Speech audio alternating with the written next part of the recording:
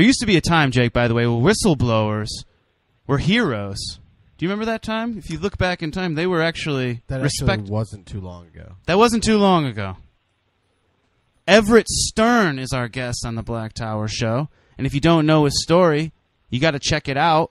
We're going to talk about it. HSBC Whistleblower. Uncovered and reported terrorist financing to the CIA and FBI. You might remember the Rolling Stone article. That was huge. That was Everett Stern. He worked for HSBC. He's going to tell us his story. Wait, bankers are corrupt, Jake? Are you kidding? Wait a minute. Newsflash. Everett Stern, you got to hear this story, everybody. So stay tuned. We got Everett Stern on the Black Tower Show. How are you doing, sir? I'm doing great. How are you? We're doing great here in BC Studios, upstate New York. Black Tower Show, Everett Stern, HSBC Whistleblower. Let's get started. Let's jump into this. You're a young guy. You get a job for HSBC, and you uncover some pretty interesting activities that they're involved in. Can you shed some light? Can we start this story, Mr. Everett Stern on the Black Tower Show? Yeah, sure. Again, thank you again for having me on. I greatly appreciate it. And thank you again for the kind words. It's very nice of you. I started at HSBC October 18th, 2010. And I started, reporting passing information to the CIA about 3 weeks in November. And what I saw that was going on was, criminal manipulation of the wire filter, where payments were being allowed to go through that were sponsoring terrorists, and it was a very serious situation. And what ended up happening was that there was a cease and desist order that was placed on HSBC before I got there, maybe about a couple weeks before, and I was part of the crew that was supposed to clean everything up.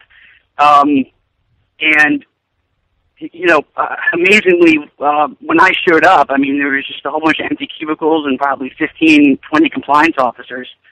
And, it was crazy. I've never seen anything like that. It was a real horror show. And what HSBC did to show that they built this huge compliance program, because that's what they had to do to meet the cease and desist order and not go to jail, they sold off their credit card division to Capital One, fired a whole bunch of debt collectors and customer service reps, and then rehired them as compliance officers, which is crazy because they have no experience in that, nor are they educated to do it. But they didn't care. They just wanted the transactions to be approved. It was a pretty scary experience, and what the deferred prosecution agreement that was entered into, it was basically a get out of jail free card.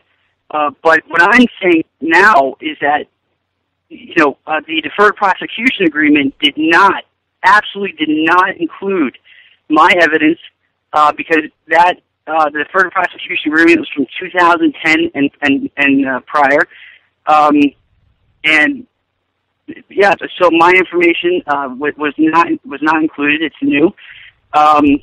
And this sponsoring of terrorism and drug cartels is still going on. Nothing has been done. We're talking to Everett Stern on the Black Tower. So, we talk a lot about it on the show. Just how corrupt these banks, and they are indeed too big to fail. And you start to see, let's go a little bit into the details of some of the things you saw. You saw like a fruit company and this money that's coming in and out. And what are some of the details of what you saw? And what was the response from some of your higher-ups when you came to them with this information? Yeah, well, there was an internal email that the United States government has, and I just got back from Capitol Hill, actually, and meeting with the chairwoman of the House Finance Committee. So HSBC is going to have kind of a problem on that front. But she read this email, and a number of people have read this email. It's called Compliance Error. And I wrote it to management because there were transactions going into Gaza and then were going into what I thought was Hamas. And I had some concerns with this, being that Hamas is a terrorist organization on according to the, pretty much, any normal human being and the State Department. And what I was told was that Hamas is not a terrorist organization. I mean, that's what management told me. That was actually featured in the Reuters article, where that individual was later on fired after the Reuters article came out. But yeah, I mean, Hamas is a terrorist organization. Also, what I saw was hundreds upon millions of dollars moving from Kariba supermarkets in Gambia to a company called Tajico in Beirut, Lebanon, which is owned by the Tajain brothers, who are financiers of Hezbollah. I mean, Hezbollah is, killing our troops with, IEDs, and, they're arming, the Taliban, the Afghan army. I mean, this is just absolutely insane, that this is occurring on U.S. soil in Newcastle, Delaware, and, these people, these so-called compliance officers who are really debt collectors are killing Americans with the click of a mouse. I mean, that's what's happening here. And also what I saw was with the fruit company you referenced, there was a fruit company called Sharbati Fruit in Jeddah, Saudi Arabia, that was sending millions of dollars to this guy in Yemen. And I didn't understand what was going on. It didn't make any sense to me for a fruit company to be doing that. So I researched it out, and it turns out that it was part of the Muslim Brotherhood. This individual in Yemen was part of the Muslim Brotherhood political party. So they were, financing and advocating the Muslim Brotherhood in Yemen, which is, and I once again went to management with this, and they, all transactions approved. Talking to Everett Stern on the Black Tower Show. HSBC Whistleblower uncovered and reported terrorist financing to the CIA and FBI. And this Rolling Stone article must have, the exposure of the Rolling Stone, you must have gotten a lot of attention from that, I'm assuming. No, surprisingly not. I mean, I know, Brian Ross with ABC News has a 45-minute interview with me, which he did not air, which he said he was going to and never did. Which I, Brian, if you're listening, I certainly don't appreciate that. And you're doing the American public a disservice, because the American people need to understand what's occurring here and why a foreign bank is doing this on U.S. soil and how we're allowing it to happen. That's pretty big news. And that it's still going on. But the whole time I was there, as HSBC was approving these transactions and allowing this stuff to continue, what they didn't know was that I was taking this information and passing it to the CIA. The FBI now, I did not go to them until much later, actually until after I left HSBC. And the reason for that was because HSBC hired a former FBI counterintelligence agent to run the anti-money laundering department.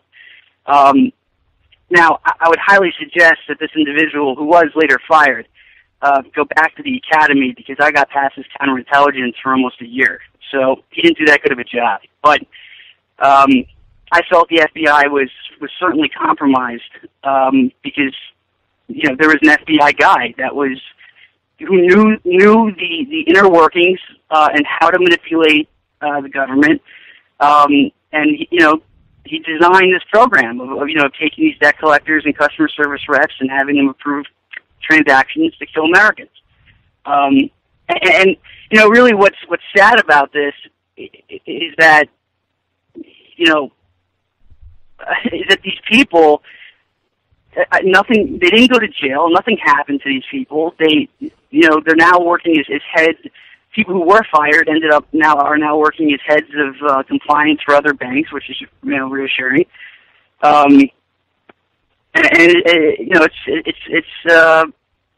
It's extremely scary that they were just fined $1.9 billion, which is 5 weeks of their profit. Their stock even went up, and Yeah, and then it they're going continues. I mean, it still continues to this day. I mean, this money laundering and at the very, very top, and the corruption is still there. Right. I mean, you have to understand these people are making hundreds upon thousands of dollars a year. I mean, these debt collectors were starting at $55K, and they're getting into their BMW and eating a lobster dinner here as they're killing our troops. And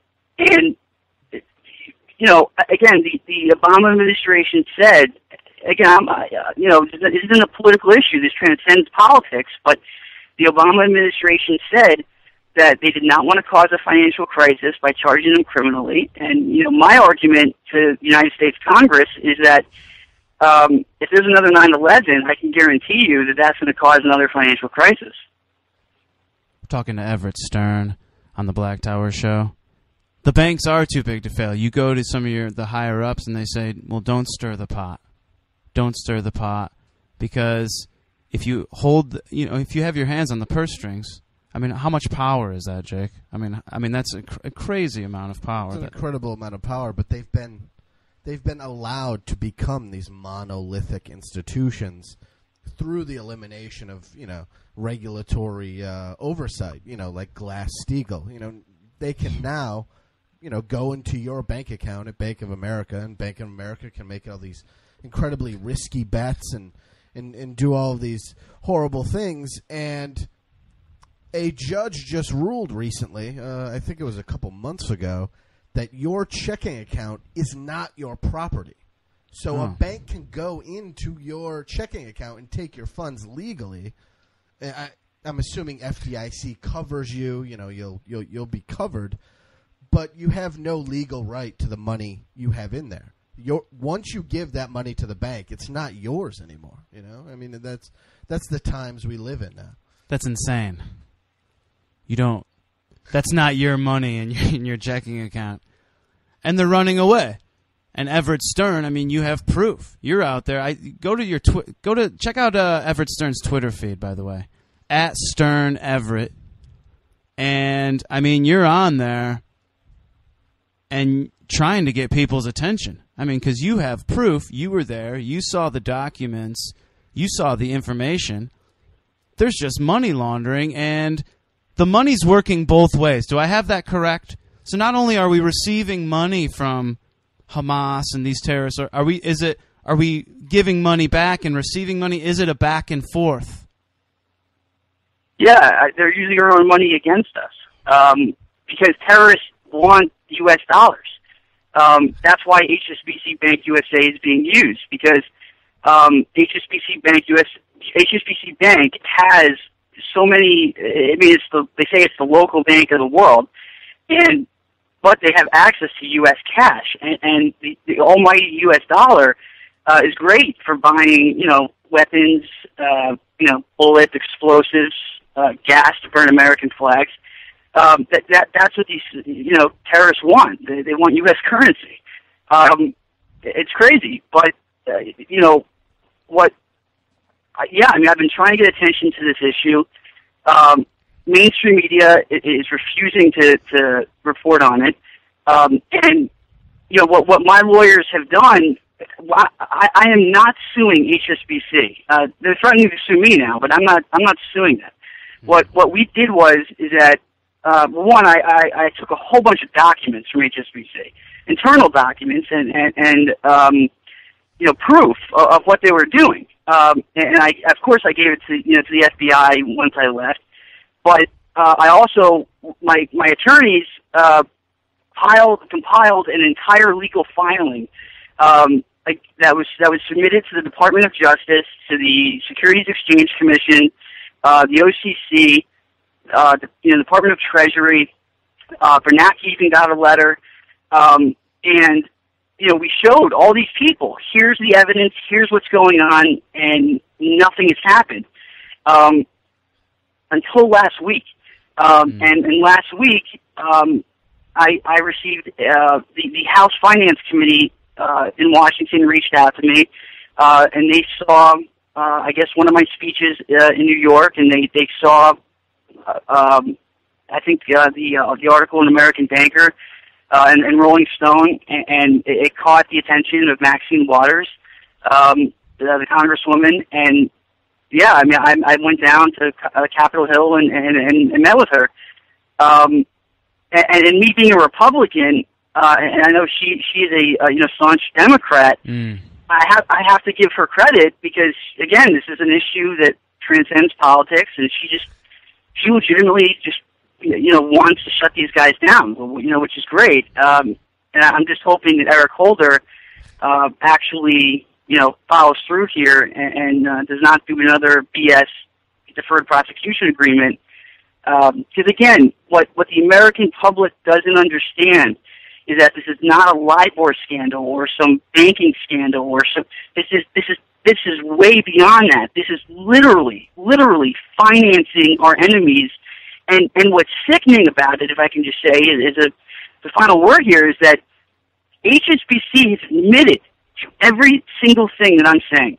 They've admitted to it. I'm just saying that it's still going on. And one of the crimes that they admitted to in the deferred prosecution agreement is funding the enemy. And what's disgusting about that is that if I gave $1 to Hamas or Hezbollah, I would go to jail for life and probably be executed. And these guys get a bonus, and that doesn't make any sense to me. Well, I mean, we just had this interview with Hamid Gul. I mean, when he was the intelligence officer for Pakistan, in Pakistan, I mean, what he's talking about is that it's clearly obvious to other people in the world that the Taliban and the U.S. are working together in certain factions, certain different parts of the world, and are in cahoots with each other. And so, and honestly, it was very difficult for me to interview Hamid Gul because he is, sworn enemy of the United States. But what he's saying kind of fits in with what you're saying. Is there a greater truth here? Is that we obviously want to fund our enemies. We are doing it on purpose. So who are you trying to tell? The American people. Because the American people are in the dark. They don't know that yet. They haven't seen the truth yet. That we not only are maybe accidentally funding our enemy, but on a purposeful, meaningful, strategic funding of our enemies, so that we can essentially fight proxy wars, start overthrows of governments, assassinate people that are in our way, and so on and so forth, and all the things that we talk about on our show. And may I interject a little bit here?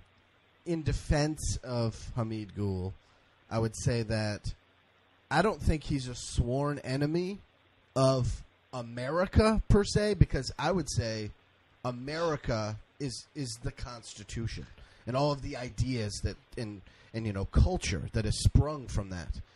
He is against this pervasive culture of corruption that is really in our business community, in our banking community. Well, what Everett Stern's talking about. Exactly. Yeah. Well, if I could just say that I don't think that it's a purposeful thing by our government to let the money go through.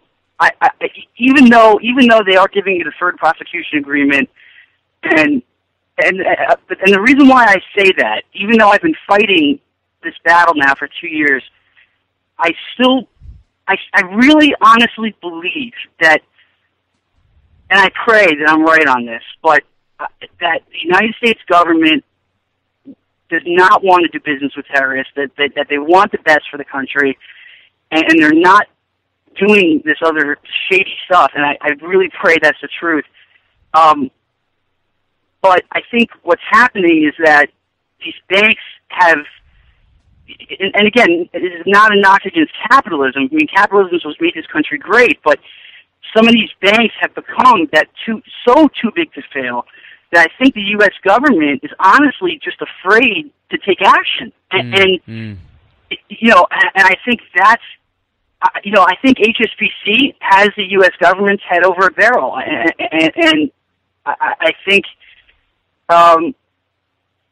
the minute they go after them and start prosecuting these guys criminally, I think the government will see there's not going to be a financial crisis. And in fact, what's going to end up happening is that corruption in our business and that's occurring right now is going to stop because they'll realize that there's consequences to people's actions, which is not being understood right now. And I think that's the problem. We're talking to Everett Stern, HSBC whistleblower. And meanwhile, you know, back at the ranch in America, people are, you know, I mean, things are getting really, really rough. We're here in Rochester, New York, 11th poorest city in the United States. We have our own issues here. But meanwhile, the people are hungry. The people, 25% of children in Rochester live below the poverty line. You try to get a loan, you try to get a line of credit from a place like HSBC. For a lot of people, it's a dream. It's a mirage of what could be. Banks have so much power to actually make our country very, very great. And like you said, running away with that power, running away with it seems to be a common theme on the show. Not being able to contain your own greed, of course, is a theme. And for the very higher ups at HSBC, perhaps that's what's happening. I was wondering if you could probably, I don't know if you're able to talk about what sort of things you were discussing with the chairwoman of the House Finance Committee. Yeah, I'm more than happy to, actually. And I'm more than happy to because, you know, the only way we're going to fix this is the American public needs to understand. It needs to get angry because they have a right to be angry and demand results. So that's what I was discussing with the Congresswoman. She is disgusted by, you know, I don't want to speak for her, but she made it very clear that she was disgusted by what was going on here. That you know, the wrong message has been sent, and she completely, you know, agreed with my position on this, and that you know, they need to be held accountable, and someone needs to go to jail. You know, you can't get away with this and launder money and be responsible for American deaths and walk away. That doesn't make any sense. So, you know, I'm just praying that Congresswoman Waters follows through with what she said and is actually going to start bringing some hearings and let the American public really see what's going on. Because, you know, one thing that was discussed in the meeting was, you know, why my evidence was being ignored. And you know, you have to admit, it's very odd that my evidence is being ignored. I was not called to the Senate subcommittee last year, which made absolutely no sense, and that my information was not included. And again, I can guarantee you that if my information was taken into account, that deferred prosecution agreement never would have happened. How does it work, by the way, how does it work when you sue HSBC? Do you actually have the files on hand, the proof on hand that these sort of money laundering activities were happening? Yes, and I am personally not suing HSBC. I have turned what we have done, what my attorneys and I have done, is has provided the U.S. government with the proper evidence, and we are simply asking for them to reopen an investigation into this. And so I'm not suing anybody. Now, HSBC is now threatening to sue me. They sent a letter to my attorneys, and my attorneys asked me not to speak about this, but I really don't care. They sent my attorneys a letter last week threatening me with criminal prosecution and being sued for stealing documents. And I mean, honestly, my response to HSBC, if anyone's listening, because I know they have a nice division in Buffalo, New York, is that they can go burn in hell. They're not getting the documents back. They're not going to be able to put me in prison because I'm called a federal witness, so I'm covered under that. under immunity, and it's called a national security risk in protecting the United States of America. So I don't think any judge is going to award them money. But look, if they want to give it a shot, go for it. If they want to take my Hyundai, they can be my guest. Come on, Everett Stern on the Black Tower Show. I love it. I love the spirit. Do you know who would like to take up his cause and is brave enough to do so? Congressman Walter Jones. Congressman Walter Jones. Yes, we have to introduce you to Congressman Walter Jones. He's right there. He's a regular guest on the show. Good friend of the show, yeah. He takes up a lot of causes that a lot of other Congress people aren't brave enough to do so. So I could set up a meeting between you guys if you'd want to do that. That'd be great. Yeah, I'm more than happy to. Well, I mean, what's key for me, I don't care how many threats I get. You know, it doesn't matter. I'm not doing this for money. There's no. I saw what was going on, and I'm telling you, I just remember back when I was in high school when those planes flew into the towers, and I'm telling you, if we don't stop this, something is going to happen. I mean, it's just a matter of time, and it's just disgusting to me that. Well, you know, if I could just say a personal note here that. You know, when I left HSBC, I could not find a job, of course, as a whistleblower. I mean, I'm doing okay now. My company, Tattoo Rabbit, is doing fantastic. But there was a time where I could not find a job. And what ended up happening was I went to, I grabbed the Rolling Stone magazine with my photo in it, and I went to P.F. Chang's restaurant in Plymouth Meeting, PA. And I went to the manager and said, "Look, here's my photo in Rolling Stone. I'm a whistleblower. I'm being honest with you, and I don't have any waiting experience, but I need a job. I have no money left." And I'll never forget this guy, Mark Barniak, the GM at the operating partner at P.F. Chang's. I mean, he gave me a job and said, "You know what, Everett, you did the right thing.